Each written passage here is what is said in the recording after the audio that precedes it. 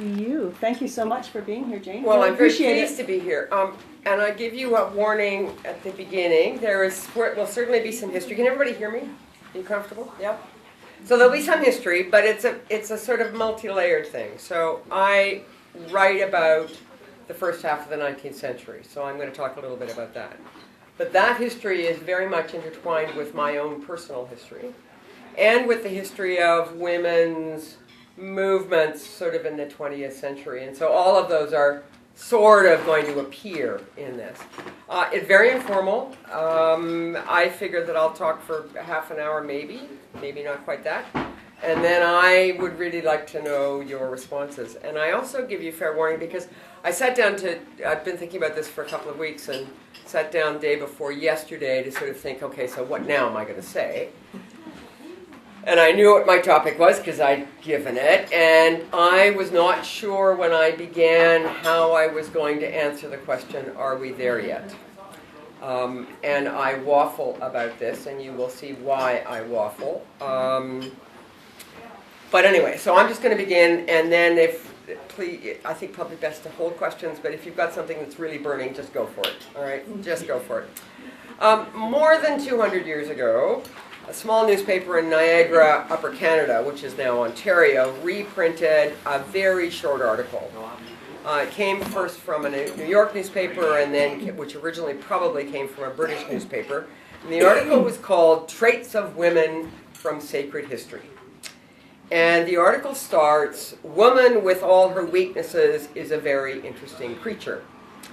It began that without her we should sometimes have fewer troubles, but should have no joy.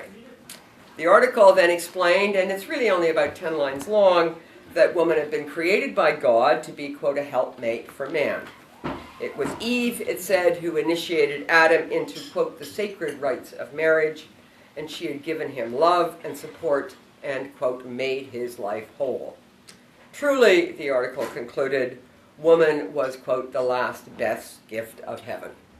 And that's how the article ends. Now, this is not an unusual article. There were, in the period that I write about, which is about sort of 1790 through to 1840, 1850, hundreds and hundreds of similar articles of varying lengths. There are also lots and lots of articles to women giving them advice on how to do that. Very specific advice on how to do that. And what is interesting about these is they are all extolling the virtues of what they called the good woman, and they all were very specific about the role she should play in colonial society. Now, when I was beginning to research this topic, that became a book called Wives and Mothers, Schoolmistresses and Scullery Maids, which is about Upper Canada in the first half of the 19th century, this certainly seemed like a completely different world than the one I inhabited in the mid-1980s. I joined the Department of History at the Royal Military College in 1984, and in those sort of 25 plus years that I was there, I retired from there 3 years ago. I became a department head, and then I ended up as a dean of arts. Not a big deal. And so, I mean, you talk about a different world. This really did seem like a hugely different world. And if one looked at me in 1985, 1986, and the cohort of my female friends and associates, although unlike myself, because I am single and most were married and had children, none of us were, and we did certainly not see ourselves as primarily helpmates of men. I mean, that just wasn't part of who we were and where we understood ourselves to be. We were involved in a host of activities. We all worked outside, quote, the home. We were accomplished women who had a strong sense of who we were apart from partners and families. And issues like the vote, being recognized as persons, this Ontario History Month is in part because the persons case happened slightly later this year in 1926. Which meant that women were persons literally and could sit on the Senate. All those issues had long ago been resolved, and they were certainly now taken for granted in the mid-1980s. By all accounts then, in the mid-1980s and into the 1990s, we were already there in terms of my question, are we there yet? But my own experiences and the work that I was doing in the 1980s and early 90s, exploring women's worlds in the 19th century, highlighted for me not only that we were not there in the 1980s, but we had a long way to go. Even though we were closer, we were certainly not there. And today, I would argue, in terms of where I ended up on this when I was preparing this, I'm not sure we're there yet at all. And so I want to tell you a little bit about why I think I've come to the conclusion that in almost 30 years we're not there. And to do this, I want to tell you a little bit about myself, a little bit about my own trajectory as to how I end up sitting here right now, and how I ended up in the mid-1980s at RMC, which was, oh my God, you talk about a different experience, and I'll tell you a little bit about it. Liz actually understands. Liz McElwain here, who was a colleague of mine at RMC. And I want to tell you about the world that I write about, which is the first half of the 19th century. And one of the things that's interesting, because when you look at me now, here I am, you know, sort of relatively conservatively dressed, gray-haired. I certainly look like I'm there. Right? I don't think there's any question people would look at me from the outside and say, yes, she's there. I own a house. I have a job that I find intensely rewarding.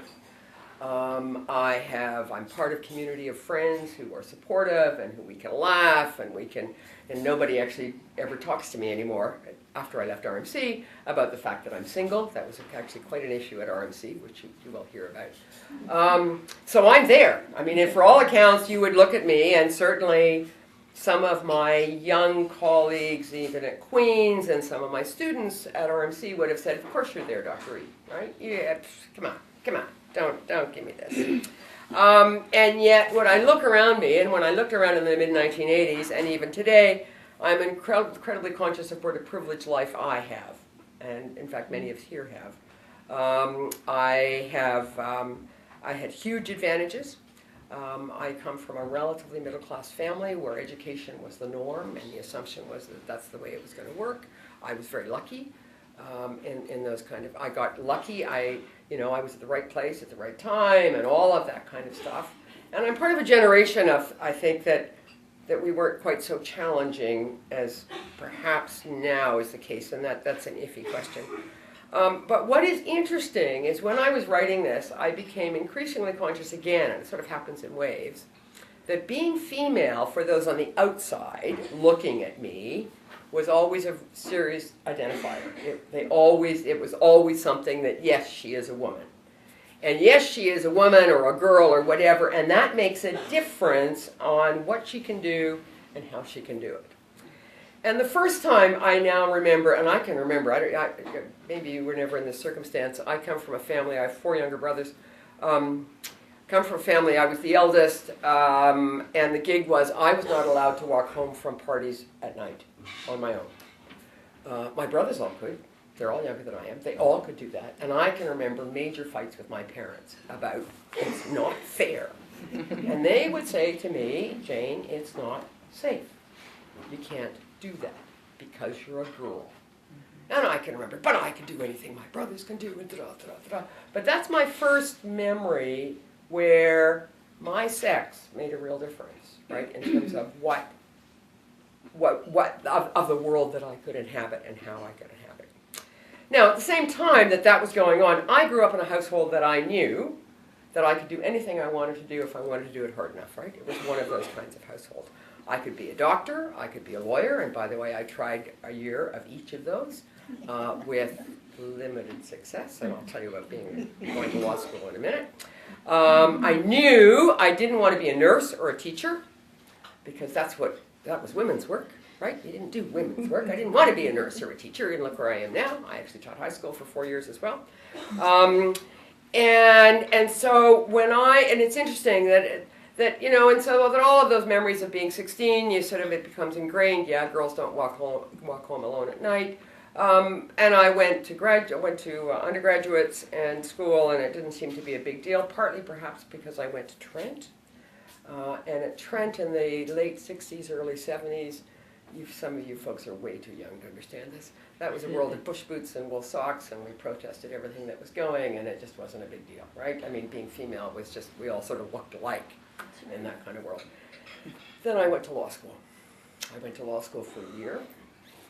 I went to law school because I'd forgotten to put in that I'd canceled my application I was, in fact, in England traveling, and my parents phoned, which was a huge deal, saying, Windsor has admitted you to law school. Do you want to go? I didn't know what I wanted to do, and I thought, why not? I'll go to law school. So I go to law school, and the first day of law school, this is the first year Windsor has admitted women. I go to law school, and they call 12 of us in, and they explain to us that we are now representing our sex. And as a result, we are expected to dress appropriately, we are expected to act appropriately, and to remember that this was an experiment. We were the sort of pink folks, and this is the way that we were going to work. Well, a number of us, but me in particular, did not respond very well to this. I still smoke cigarettes, but I used to roll cigarettes. I sat in front of my, God, I'll never forget it. I used to sit in those small desks they have in contracts class, and I sat and rolled cigarettes and lined them up on my desk. I was just a royal pain at the age of 21. I mean, seriously a pain. If I could interject, my first day of grad school, 1966, at McGill, I was very keen. I was the first one in the seminar room, and the youngish professor, I thought, not that young, but well, youngish and pleasant, and we were starting to chat, and he asked me how old I was, and I said, I'm 21. And his first comment was, well, do you know that if you're 21, you're at grad school, you've just reduced your chance, of going to grad school, you've just reduced your chances of getting married by 50% or some number. Oh, yeah. That was my introduction to a graduate seminar. Yeah, this is part of that's part of that world. Anyway, I lasted in grad school for a year, not surprising. I ended up teaching high school. I taught high school in Northern Ontario. And again, being female became a real issue, particularly because I was female and I was single. I taught in Red Lake. I don't know if any of you know where Red Lake is. You sort of go halfway between Dryden and Kenora, you turn right and you go to the end of the road. Literally, it's the end of the highway in northwestern Ontario. Lovely place to learn to teach. But you talk about an anomaly, I was the talking point for a year as to what Miss Errington is doing. Didn't do it for any of the men, young male teachers, but what was Miss Errington doing? Who did she have in her apartment? My students would come in on Monday morning and say, Miss Errington, you had a great time at the party last night. We go to Winnipeg just to avoid being in our students, because, Red Lake's very small. So it sort of this whole gender expectation stuff was becoming something that I was increasingly conscious of. Then I came down to Queen's, and there were no senior women faculty who were doing seminars, and it became really starkly evident. Number of students was almost even of men and women, but not quite. But there were no senior women faculty, right? There were no women teaching graduate students. Then I went to RMC. And I went to RMC not knowing anything about the military. I sold my soul to the devil. They offered me a full-time job, not a full-time, but a full-year job, more money than anybody else was willing to offer me to teach the stuff that I wanted to teach. And so I said, fine, I will sell my soul and I'll go to the military for a year.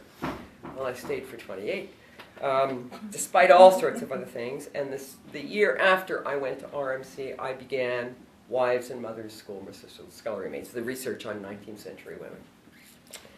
Now, I want to go back to those 19th century women for a while and tell you that in Upper Canada, it was taken for granted that women were essentially and fundamentally different than men. Really fundamentally different. Physically, intellectually, emotionally, and morally. Women were much more moral than men were. It's the only thing that we had an advantage on.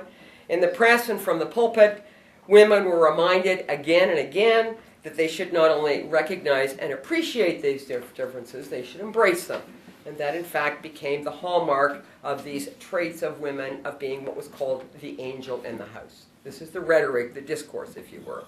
They're put on earth to be a helpmate for man. Her God-given duty was to be a wife and mother. And it was her responsibility to ensure that her marriage was successful and that her children were brought up aright. In return, it was said, women would be loved and protected from the cares of the world. And most of you are, well, some of you are not much younger than I am.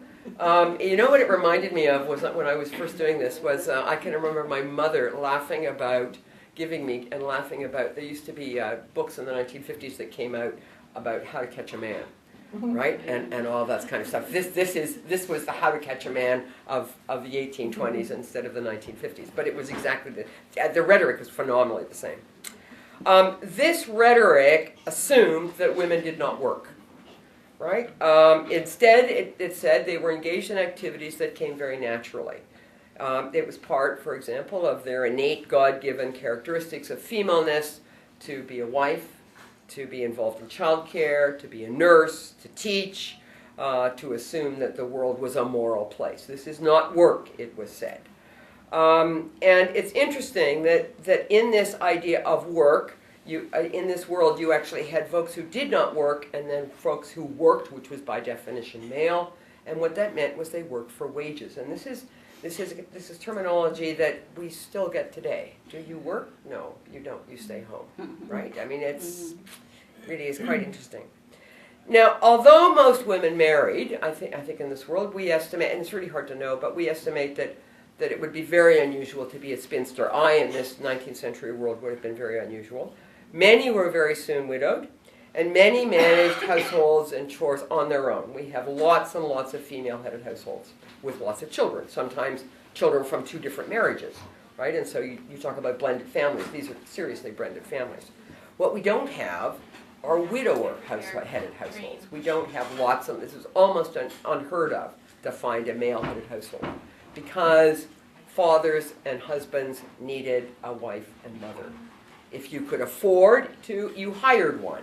We have lots of women who were hired as cooks and housekeepers and that kind of stuff, or you married again. The incidence of remarriage for men is very high. It is not so high for women. It's still there, but it's certainly not so high. What we also know is that though these women did not work, being a wife and a mother took a lot of skill. It also was hard, bloody work. And not everybody was very good at it. Right? We do know that not everybody took naturally to being housekeepers and wives and mothers and all that kind of stuff. What we also know is that women, even at the time, worked for wages. Right? And growing numbers of them do. So we have women setting up schools or being teachers by the 1840s in local schools, only of little children, but nonetheless teaching. We know that they are selling their skills as nurses. We know that they're selling their skills and getting a wage for it as midwives. They are opening their own seamstresses spots, sometimes on their own or with their sisters, or sometimes in conjunction with a husband's business. We know that we have paid housekeepers. We also know that you have lots and lots of young women in particular who are going as maids, as servants, as helps on the farm. Now, in most cases, the women who are engaged in wage work are involved in what we would call traditional women's work. There are a few who are, so I ran into some brickmakers. I ran into some women who were running their own stores, which was quite unusual, but they were probably, we don't know for sure, probably widows who were carrying on their husband's business. But we know, and Upper Canadians at the time knew, that despite that rhetoric of the helpmate, of the angel in the house, nothing worked unless you actually had a significant number of women who were willing to produce their labor and who were involved in this society as well as this economy. And so that you get this really interesting dichotomy of the rhetoric that's going on and what's going on at the ground. The rhetoric was very important and it was very influential, particularly as this world, we get this sort of an emerging middling group of people, and women consciously try to live this angel in the house world. And it's very difficult. It's hugely difficult. Because the angel in the house doesn't make room for unhappy marriages. It doesn't make room for wife battering, which we know was going on at a significant level. Legally, these women are all dependents, right? They have no existence once you are married outside the family. None. These women have no rights of parenthood, so that they are not guardians of their own children. That's not going to happen for almost 100 years. So that this really is a world where women can become invisible, and yet at the same time are absolutely essential. And this was considered part of the natural order, that women were by definition attached to and subordinate to households, and particularly to the head of the households. So I'm researching this, and I'm writing about this at the same time that I am beginning my career at RMC. And, you know, you look at me in 1985 and you talk about different worlds. I mean, you know, I'd been to Trent, I'd finished graduate school, I, by that point, was thinking about buying a house. I was a single woman, and though it was a bit weird for some folks, I mean, it wasn't that unusual in the mid-1980s. It was unusual, but still not that unusual. What is interesting, however, is how those two worlds came together, and they came together in really quite astounding ways. My first experience, public experience at RMC, by the way, I had a great department. They were very welcoming. I was the only woman in the department. I was the second faculty woman hired, civilian woman hired at RMC, probably the longest serving. Sorry, I came in late, but what department? What? History. I'm a historian. I'm an historian. I was a member of the history department at RMC. The department, I think they didn't quite know what to do with me because I don't do military history. In fact, I think military history is quite boring. Certainly the guns and bugle stuff. I knew nothing about the military. Nothing. I mean, I still cannot tell you people's ranks based on their uniforms, and I have no interest in learning people's. I have no interest in learning people's ranks based on their uniforms. Pardon? I survived. I survived because I'm mouthy, because I didn't give a damn in the end. I mean, you can ask Liz how I, certainly from the outside, came. But so sometimes folks were a bit startled by my world. So my first public event at RMC, there used to be things called the Commandant's Garden Party, which was held, I don't know if any of you know RMC, but it was held just outside either in the mess, depending on weather, and then you would accumulate outside. The mess has a wonderful location looking out over the river. It's really brilliant. And I forgot, my then current new head of my history department and his wife picked me up at my house. I lived on Alpha Street. Oh, God, I'll never forget this. They were just charming. I came out the equivalent of this. I've worn these kind of clothes for a very long time. Some of them are actually that old as well. And the spouse of my head said, Jane, you have to put stockings on. Well, it was September, right? I don't wear stockings in September. I didn't know where my stockings were. So, and then she wanted to know if I had a hat. And I didn't have a hat. I got toques, but I don't have hats. So, very graciously, they took me. Jane was just going to be the weird one. And I felt like I was going back to an early 1900s, if not an 1800s world. It was my grandmother's world and my great-grandmother's world. The spouses, all wives of the deans and the principals, poured tea and coffee for individuals.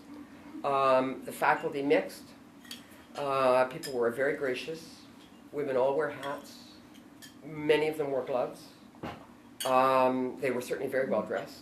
This was a classic English afternoon formal tea party, right? It was, yeah, and you laugh and you sort of go, but it was just bizarre. I mean, I'm going, what is going on here? Like, and that was the world that existed at RMC in 1985.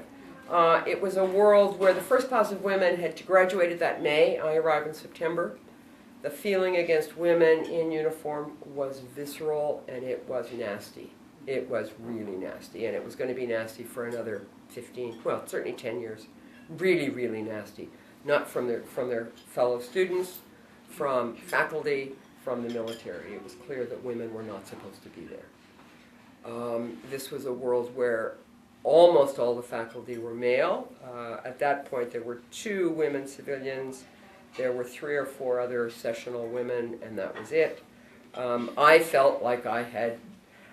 It was just a completely different world.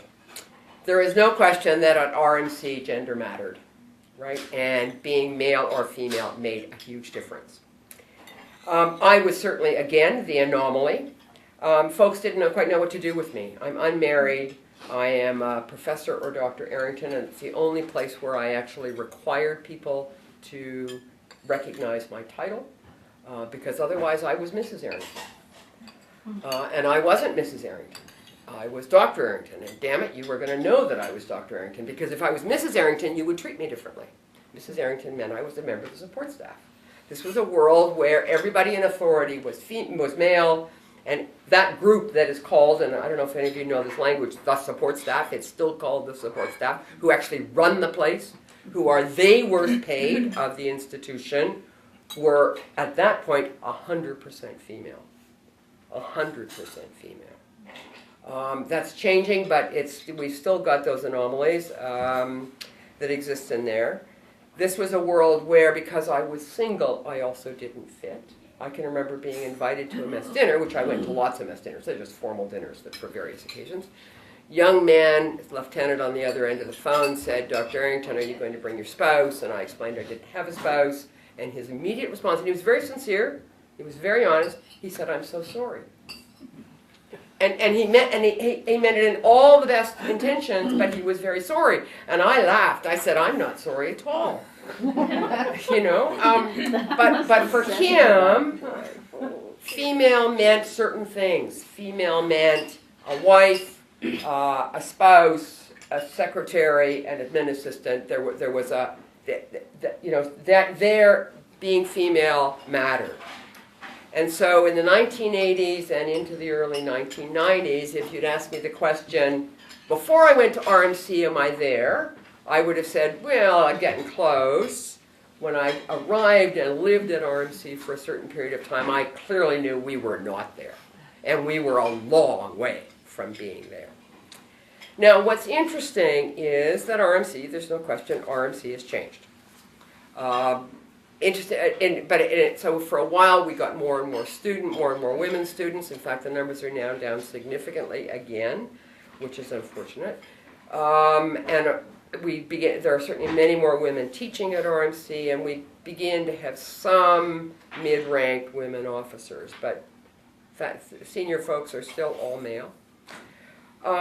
And you might think that RMC and the rest of us, the world that I now live in, which is exclusively Queens. At one point I was sort of going back and forth, and it was a bit schizophrenic sometimes, because I could be at RMC and be in a class of all men, literally. And here I'm in a class where certainly at least half my students are always women. So it's a very interesting schizophrenic world. You might think that those are two completely different worlds. And I would argue even today, however, they are not so different. We live in a world where pay equity is still an issue. I was looking at the numbers 2 days ago, and though it is getting closer, women on average are earning 15% less than men for the same jobs or jobs of equivalent. We are still looking at a world where corporations, military is not the only one, where all the senior folks happen to be male. Corporations, businesses, banks, law firms in most cases, certainly privilege men as senior partners in firms or as CEOs. And only rarely do we see women in those positions, and almost exclusively they are unmarried and without children. We still live in a world where the vast majority of single-parent families are women-headed, and the income gap there is huge. It really is huge. So when I, in the end, was preparing this and came to the conclusion, are we there yet? I guess it depends on what you mean by there. In my view, we're not. One of the reasons we're not is because many of the underlying assumptions that are rooted in the gender order of the early 19th century, I think, prevail. We continue, and this is a grand we, assume that women and men are different somewhere along the lines, and that soldiers, for example, by definition are male.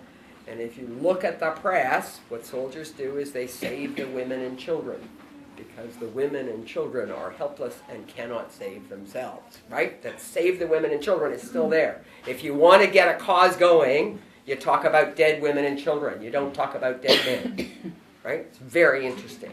We're horrified to think that women in uniform are either killed. That becomes the big issue, not that they may, in fact, that others in cohorts are not. I mean, and it's sort of a visceral, common sense understanding of the world, but it's really rooted in the 19th century. We live in a world where, though it's less so, nursing still happens to be a female profession, right? And being a doctor, less and less so, but often the generic is still he. When someone says, who's your doctor? What is he like? Families continue to have real problems finding childcare, and for most, staying home with children means that she or he is not working. Right? We still don't value. In many instances, we still have he being used as the generic. And I don't know if you're still finding this in your classes, But I spent a whole lot of time at RMC in meetings and in classes as they would say he, and I'd be sitting at the back being this royal pain going, and she. Or or you'd say, it's lovely to know that our women cadets have not got problems. Because we still assume that he is the generic everyone. And he's not the generic everyone. He is a very specific, historically related term because he was the only one that you could see there. I think that for me, it's a pronoun that is hugely loaded. I will know we're there when we all have, everyone has real choice and the means to fulfill it. When we no longer think of women first with astonishment because it's become the accepted norm. That we don't have programs on TV that sell based on what producers consider bosomy women. And when parental leave is not only available but expected of both parents. And when that generic he becomes an inclusive we. And that's all I have to say, and I've spoken for too long, and I apologize. Anyway. Yes? If I tell you that I lived at Righ Road, you will understand that I was subjected to a lot of these things. I can imagine. My poor husband, who was a very good military man, had this terrible wife, this is me, who didn't like the military at all. And I tried very, very hard to be a good military wife. We lived for a year in Righ Road. Explain to folks what Right Out Row is. Oh, Righ Row is, well, it looks like an old English. I guess it was. It was. Yeah. And I think we had 6 houses there. And there were hideous things with great thick stones like this that you went up the stairs with. But this is where a good officer brought his wife and his children to get glimpses of what it was like to be military. Well, I already knew, and I bloody well didn't want to know. But I was in a rather difficult position because I was teaching at Thal, and I was teaching grade 12 to the boy who happened to be the son of the commandant. And he was not a terribly good English student. However, he was a very nice person, and I was able to make small changes.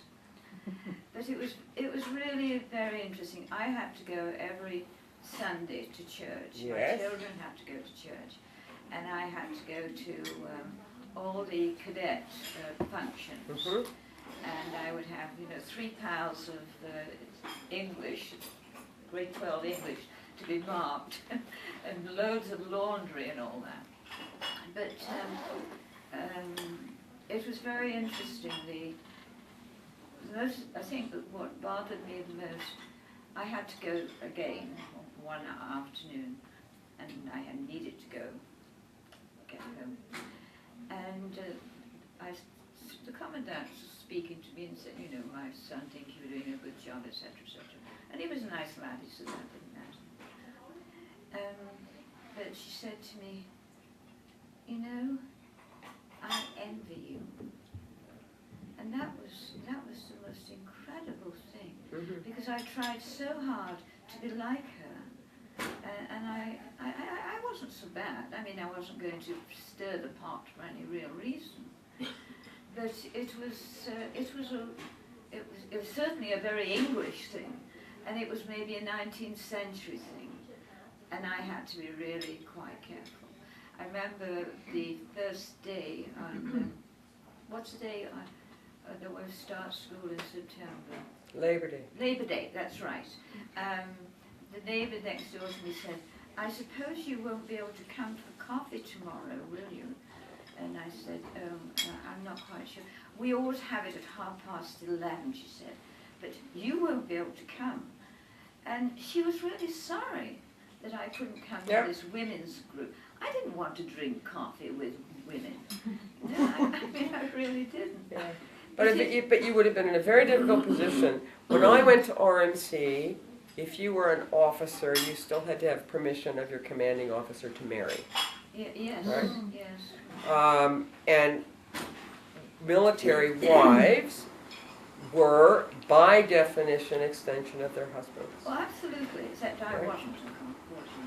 Well, except if you didn't rock the boat, you were doing pretty well. I know others who did rock the boat and who their husbands, because it was all husbands, were penalized. Yes. There is no question. I was lucky that, Yeah. in fact, I really did try hard to be a military wife. Yeah, Right? yeah. And I didn't really upset the apple cart. I think maybe because the commandant's son was in my grade club. Yeah. But it was a real world back in the 19th Oh, yes. century that I was given there. And so. Okay, Jane, I just wonder if you have thoughts on the term feminism. And I know there's a lot of talk today about... I'm a feminist. Me too. Yeah. Do you think it's a term that that alienates men from the process of, or It from may the- do. Though, I'm probably the wrong person to ask. I live in a world, certainly for folks of my generation, who I would associate with. And that's one of the problems, right, is we all live in worlds where what we think are common sense isn't common sense to a whole lot of the rest of the world. So for men of my generation, I don't think it's a big deal. Or certainly for those who are part of my world. I know it's a big deal for others. For younger men, it's interesting because RMC made me a feminist. I mean, an overt feminist, as against a sort of pain in the, just being. I mean, I'm quite willing to stand up and say, yes, I'm a feminist, and I'm very proud of it. And this is the way I approach the world. For younger men, it may do, and I think in part that's for two reasons. One, because feminism for them, they see as in the same way that we have this. I don't know if any of you are in worlds where you have the young olds, young men who remind you very much of your father's generation in terms of their response to stuff, and they're concerned that their world, their privilege, is now being attacked. Interesting enough, it's not. I mean, we still have all sorts of,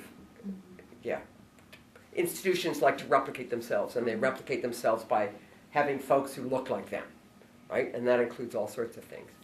It may, but there are all sorts of words that alienate people, and I'm not sure that turning around and saying, well, I believe in equality, but I'm not really a feminist, is useful. I just think that then turns around and says, well, yeah, but it's a sort of nice wishy-washy way to think about the world. And I may be wrong. I wouldn't be surprised if I am, but for me, that's. Jane, would you be able to describe some of the actions you took to help young women in the 90s?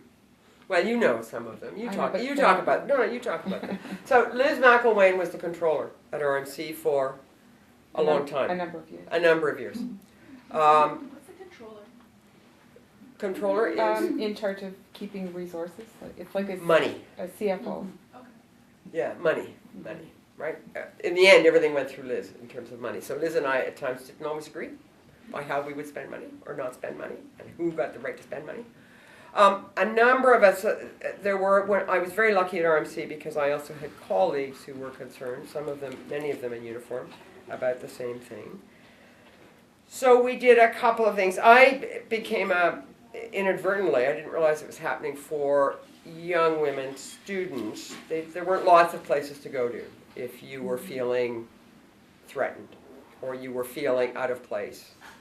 And if you were a woman at RMC, one of the things that you wanted to be as a student, you want to be accepted. Right? I mean, that's just a sort of, I think, a natural thing. And so there were all sorts of, and this is also a world that didn't believe that things like sexual assault happened, that harassment happened. If the women were here, they either weren't really women, they were sort of exceptional, and they might actually be gay. And oh my God, what were we going to do with them? Or they were asking for it. And so we had issues like putting locks on people's doors in the dorm room. I mean, it became, I can remember going to commandants and various folks and saying, what do you mean we haven't got locks on the door? Because we did a couple of incidents of male students going in at night to female students' rooms. And they sort of said, yeah, but they all know they're not supposed to do it, and they're not going to do it anyway. This is one of the, sort of boys will be boys, and everything will be fine. Well, it wasn't frigging well fine. So we eventually got locks on the doors. It took a while, though, didn't it? I mean, it's really serious. And by pressing that issue, you talk about an affront to the institution. The institution was horrified to think that kind of stuff was needed. Oh my God. We actually then created a sort of women's center called the Athena Center. And in part that was for women students, but it was also for that group of people who work at RMC who make the place run, right? My admin assistant, for example, or the clerks, or a whole group of people who are in the majority in terms of working there, but who aren't, you got to understand, the military is an incredibly hierarchical place. And those in uniform assume that they've got to the rank that they've got because, well, who knows why they think they've got there, but they assume that gives them rights to certain things. One of them is harassing folks who are their juniors, and if you're a junior, it's very difficult to turn to, you're a soldier, or you're a sub-lieutenant, or you're a whatever the hell you are, and somebody who's 2 ranks higher than you is bullying. It's really hard to go to them and say you're bullying, or to go to someone else and say, by the way, this guy's being a bully, because it then immediately goes into the hopper of the military hopper, and it becomes a very serious issue, and you get all sorts of complaints, and by rights, they've got the right to bully because they've got rank. Right? That's what ranks are. It's one of the reasons why you never want to know what people's ranks are. You don't want to approach people on the basis of rank. You approach people on the basis of those you work with, those who are good at their jobs, and those who are not good at their jobs. The only rank I ever knew was the commandant, because there was only one of them at a time, and invariably they would introduce themselves. Right? That's the only rank you need to know if you're in my position. I was hugely privileged. I was a civilian. I got tenure very quickly. I didn't spit in anybody's eye, though I came close. I didn't kill anybody on the parade square, so they couldn't get rid of me. Right? I mean, it makes a huge difference. That kind of security. Lots of folks don't have that. Right? That's one of the reasons you could do it. I wanted to join the military as long as I remembered. It was in my family, and to me, saving people doesn't have a gender. And it was me who joined the reserves. It wasn't my brothers. I had 4 of them, but I brought my brother in, and I was in the reserves all through university. That was in the 70s. That was against the grain. When I graduated, I went right down to the recruiting station. So here I am. And there was a sergeant major sitting behind a desk, and that's a type. He looked me over, and I was about 15 pounds lighter, and he said, he smiled. He said, "You'll never pass the physical part." I think my mouth dropped open, because I'd been in basic training. I passed it, and I must have looked crushed. And so he said, "Well, you could go on steroids." And oh my! I thought, if I'm not good enough, the way that I am, goodbye. And I walked away from it then, but it hurt. And I want to ask you, it sounds like you were kind of a rebel, right? From young, and I'm That would be true. curious. Oh, come on. I knew how to put on. How did that happen? Because it doesn't happen in a vacuum, right? It doesn't. How does that happen? I think it happens because I come from a group of very strong women. And when I say privilege, I mean I'm very privileged. I have had, I guess they're no longer with us, but both of them are, grandmother in England. My mother is English. My mother came over here, was sent over in 1940 at the age of 14 as a refugee from the war, right? Went home in 1944, married in 1950, married a Canadian in 1950.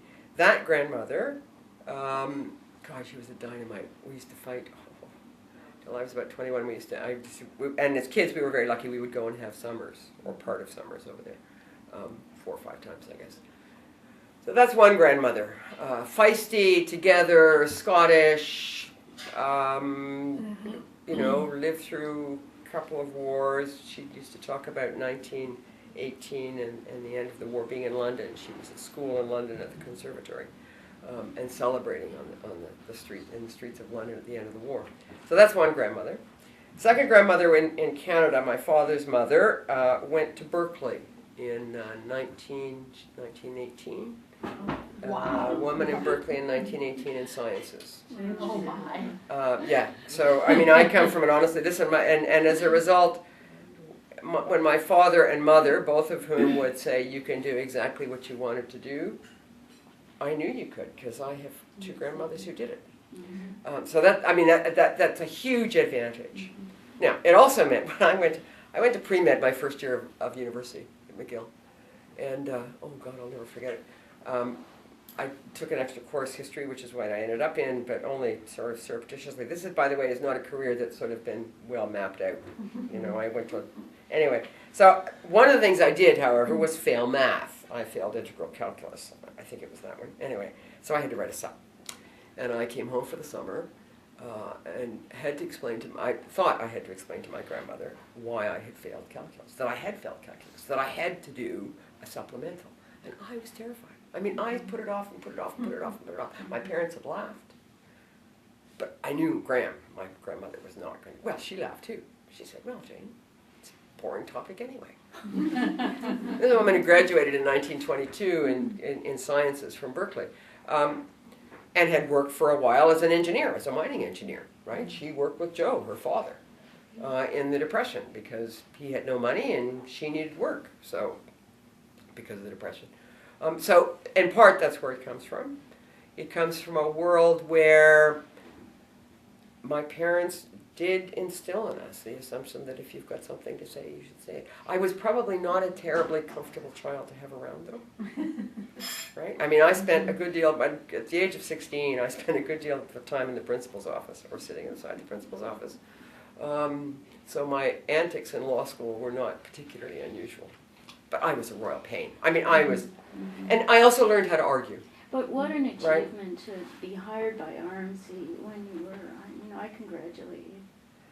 I think I was at the right place at the right time. Yeah, I had the qualifications, right? I mean, you got to have the qualifications. There's no question.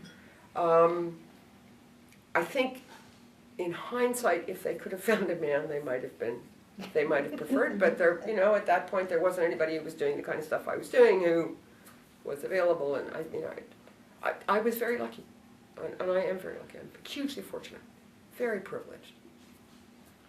Professor Errington, it's great to see you here today. I just joined the PhD program in history, so it was really pleasant to hear your talk. I call myself a feminist as well, but as a woman of color, my idea of feminism and military institutions is very different, and especially about military institutions in the West.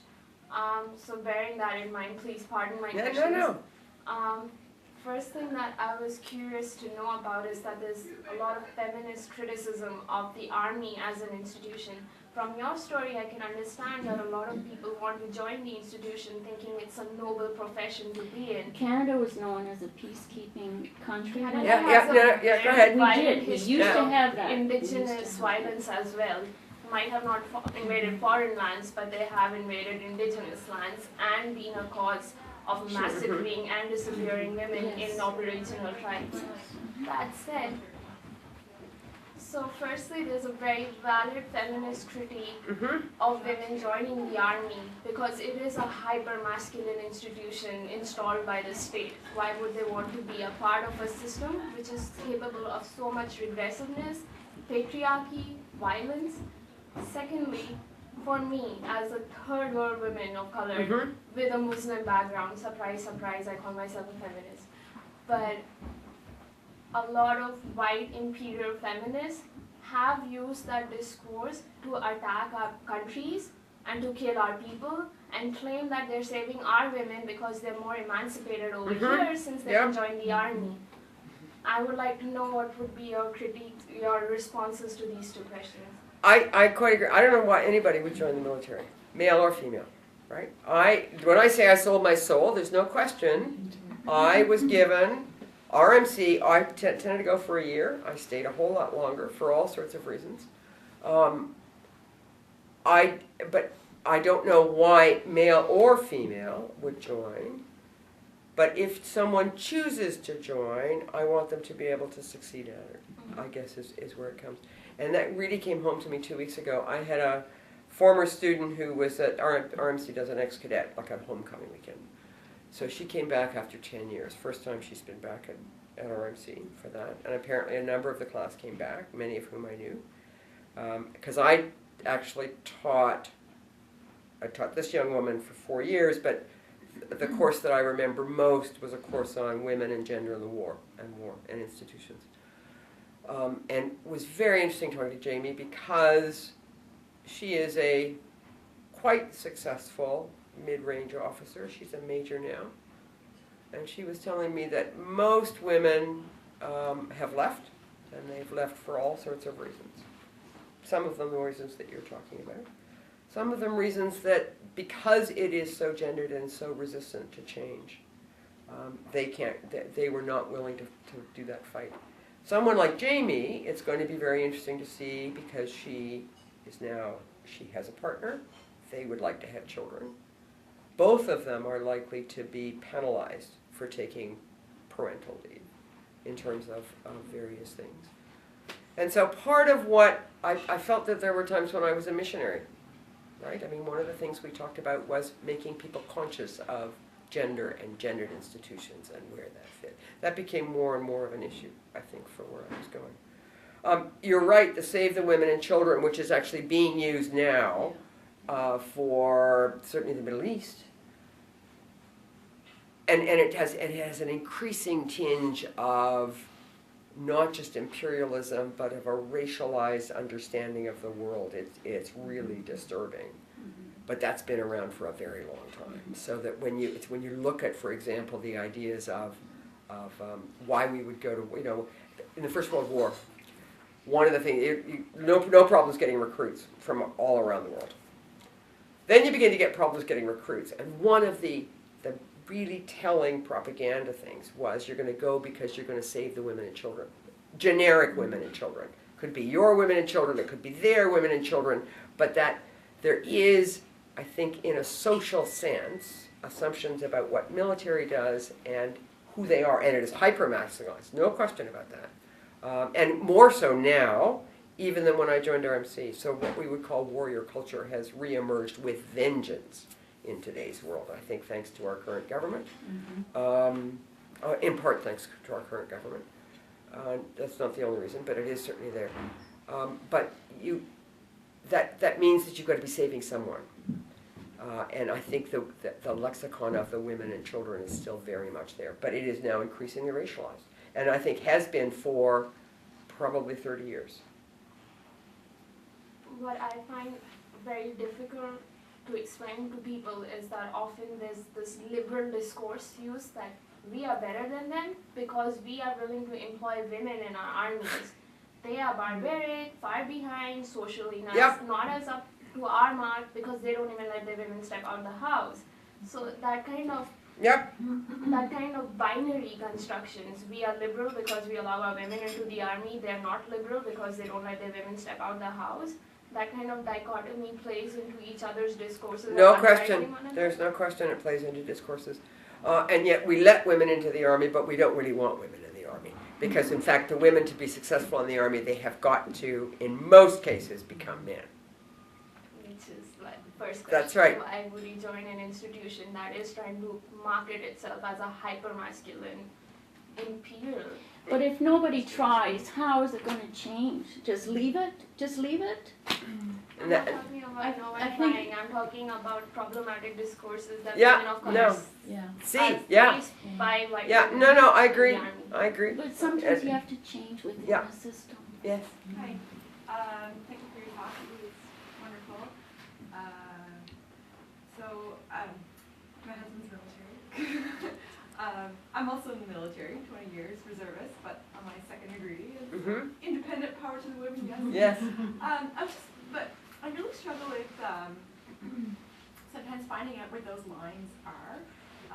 So, for example, you referenced, and I'm a bit of a troublemaker too, so devil's advocate too. I just was hoping you can clarify and just elaborate on this. You mentioned that, growing up, your brothers would be able to walk home when you weren't because you were a girl, right? So you want to do that because they're doing that, and you should have that right. But then, and just because you're a girl, you shouldn't. But then, for RMC, with the girls with no locks on the door, well, they're girls, they should have locks on their doors. So it probably wasn't worded like that, but what I'm trying to find out is like, where's the double, like that line, that double standard? Like, what are your thoughts on that? Well, it's interesting because I don't think, unfortunately, in today's world, I still should not be walking home alone at night in parts of the world. And folks do need locks on their doors, but what I want is a world that doesn't need both, that doesn't need either, I guess is what it is. At RMC, it was locks on doors were really needed, in the same way that my parents were saying, don't walk home alone at night. Right? It really was. And they were needed at RMC. For not just women, for everybody, because there was a systemic sort of part, there's no question it was sexual for many of the women, but there was also all sorts of other issues that were coming out. So maybe then my question is, then what's the difference between feminism and equality? And I haven't ever studied this, so I'm just... Equality, I think feminism has includes a note that to be equal, you've actually got to be a feminist, you're actually trying to change institutions, right? That it doesn't mean, and I'll give you a couple of examples. Up until very recently, the Canadian military would say everybody can join the military. Everybody can become an officer, and you've got the potential of going to RMC and working there. But if to be involved in the institution, you need a spouse at home if you're going to have children, because your meetings don't start till 4 o'clock in the afternoon, and that's when kids need picking up from childcare. That's a gendered institution. That's an institution that, by the way it works and the assumptions it makes, assumes that there are two partners, one of whom, invariably female, is going to be staying at home or is responsible for childcare. It's when those kinds of consciousnesses begin to change, right? Where in fact you don't have a world which says, and it's coming up in other institutions, I know it's coming up in law firms from friends of mine, to be successful you've got to work 14 or 16 hours a day. That actually precludes, and that's sort of institutionalized, right? That's the way the world works, per se. But somehow we've got to assume, all right, if that's the case, then we've got to be able to provide all sorts of other things for, if we want families, somewhere along the line. One of the issues that doctors are now having is that many women are saying, I'm not going to work the hours that my father worked. I'm only going to work part-time. I'm going to, because there are certain things, and men are doing exactly the same thing. So I think feminism is not just equality, it's actually being, so you're not being equal within the same institutions, the same assumptions that are there. You're actually trying to change some of those aside. You're actually, and this may come back to your question, maybe in fact it's revolutionary, right? That you're challenging the basis of the institutions that exist there. And the way they work. Thank you for that. Yes, I know you've probably all got parking and we've carried on for too long. It's really wonderful. I hope that Did you cross Anthony Zeggy? You probably did. My son's an RMC grad, but he was an engineer. was okay. Engineer, I might well have crossed it because they all at one point took history, right? I was feeling pretty relaxed when I came home. Did you talk about it? It's interesting, isn't it? Everything's But his name's on one of the bulletin boards. He was the Governor General Oh, neat. winner for 98. Oh, that's great. Yeah, and then he got a job with D&D. He didn't want to become president. Right. But he left it last Friday, all these years. He finally said, oh, the military's doing some stuff I don't want. Yeah. I thought, took a while. Now, did you hear Emma Watson, who was